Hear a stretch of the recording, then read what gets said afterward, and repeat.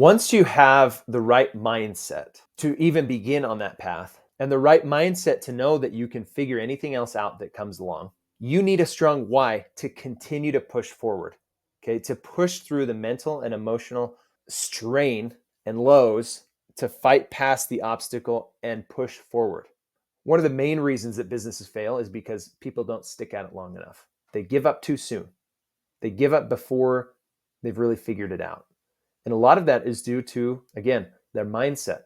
They can't, regulating those emotions, regulating your mind, your belief system, and how you approach problems is difficult. That is the hardest part. And guess what? That's the hardest part about life. It's hard to do that.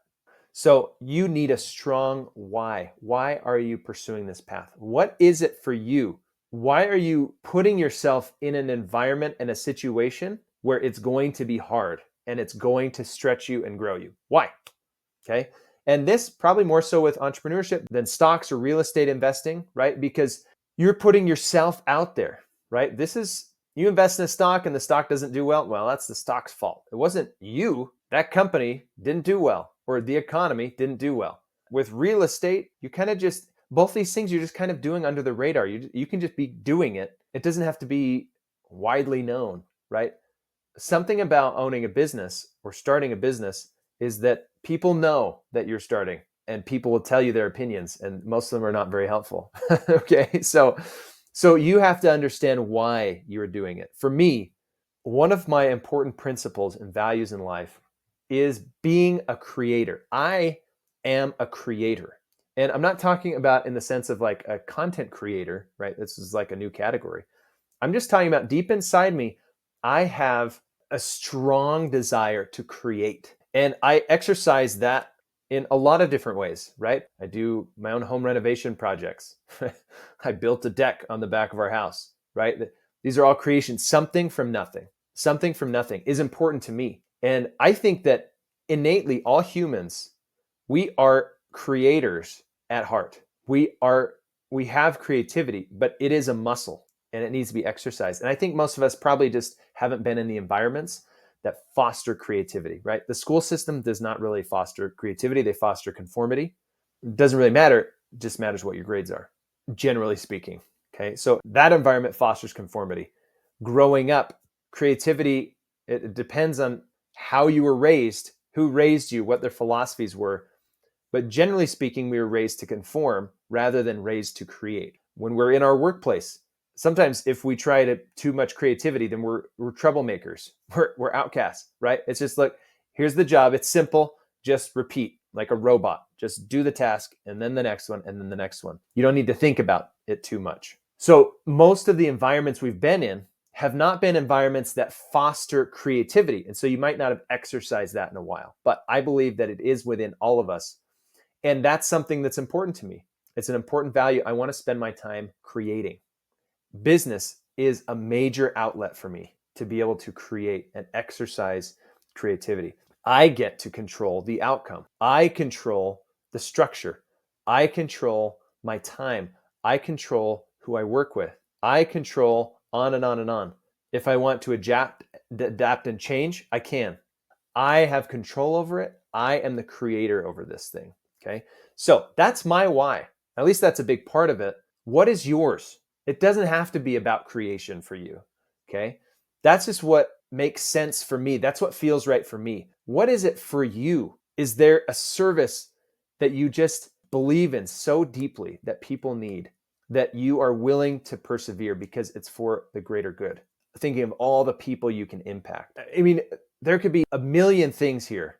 So we don't need to talk about all the different variations. It's important for you to understand why. And it's important for you to be passionate about it. There's a big debate between follow your passion or that's dumb advice. Follow your passion gets ridiculed constantly. And I understand why. I'm probably somewhere in the middle. One of the problems with follow your passion is some of us don't know exactly what we're passionate about.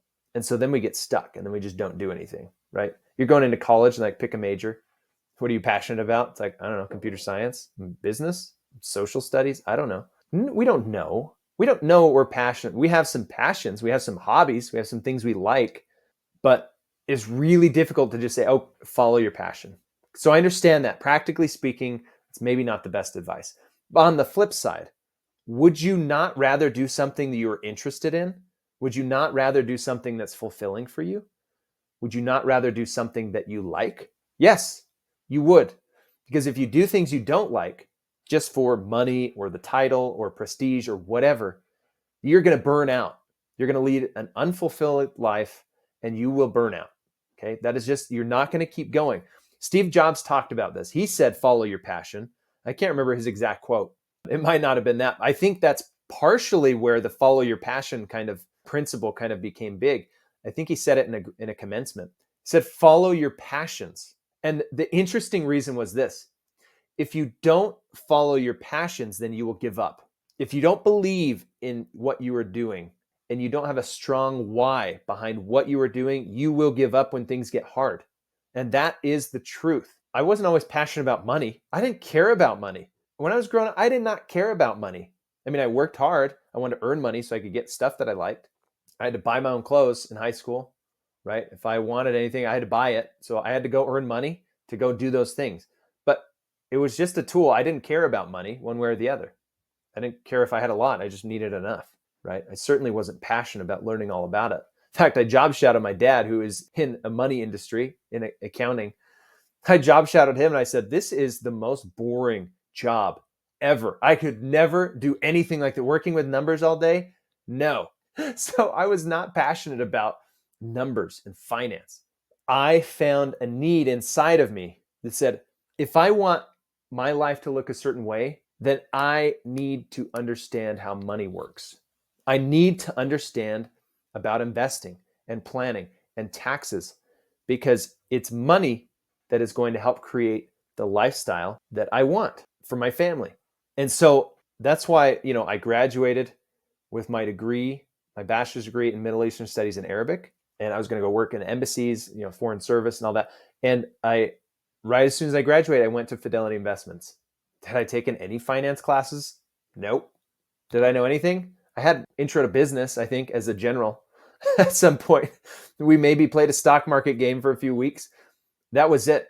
I had zero expertise, zero knowledge. What did I have? I had a strong why to push me there.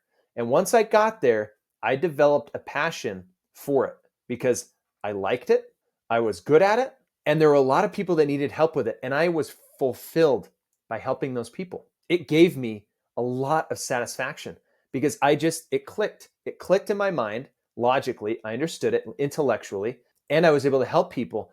And that drove me to continue to learn as much as I could, all while I was trying to learn it for myself as well. And so I had a strong why to pursue that path. I developed a passion around helping people become free from money, to use money as a tool to create the life that they want to live. I developed a passion around that because that was a passion for me. That's what I was trying to do for my own family.